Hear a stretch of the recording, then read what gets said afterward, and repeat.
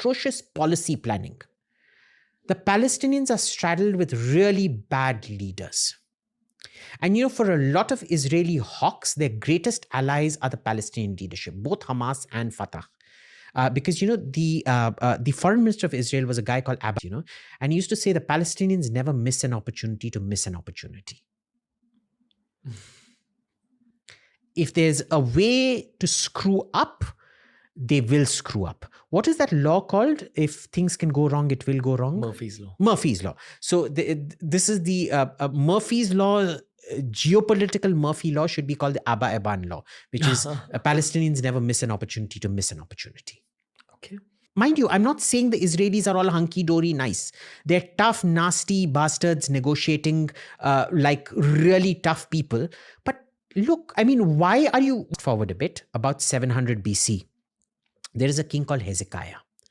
Hezekiah is facing a very dangerous new enemy, which is the Assyrian Empire. Nasty empire. I think if you Google, they used to take a great pleasure in snuff porn. What Hamas does today, the Assyrian Empire used to do in those days. They literally used to, write on the walls of their palaces, I raped so many women. I plucked so many unborn babies I slit the wombs of so many mothers and plucked out the unborn babies and smashed their heads against the wall.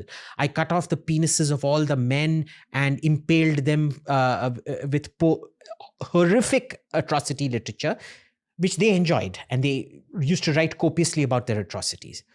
700 BC, there's the need for political unity. You can't, and this guy Hezekiah, who's a king of Israel, he somehow thinks that if you have one God, it's very easy to control the masses. What happens is they insist, you can worship your gods. You want to worship Jehovah at his temple in Jerusalem, go ahead and do it.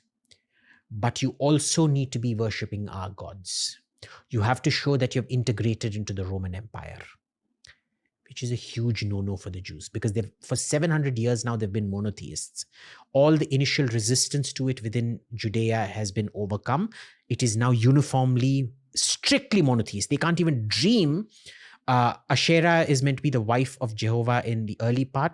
There is no mention of Asherah or anything like that anymore. It's blasphemy. You will get killed if you talk like that anymore. There is only the one God, Jehovah, who created all of us. His name is even too sacred. They will never use the word Yahweh. They'll say Eloi, Elachim, from where Allah comes, Lord. So that's where that comes. And this puts them in direct conflict with the Roman Empire. Okay. In 72, there is a huge rebellion which gets crushed by the Romans. A lot of people are killed. And then again, because none of the issues have been sorted out, how does a monotheist is very happy being himself and doing his own thing. He's happy with Roman rule. But the Romans insist that you have to keep coming in worshipping. You have to show loyalty by worshipping Caesar. Caesar is God. The emperor is God. You have to worship the emperor. They can't worship the emperor. They can be good citizens without worshiping.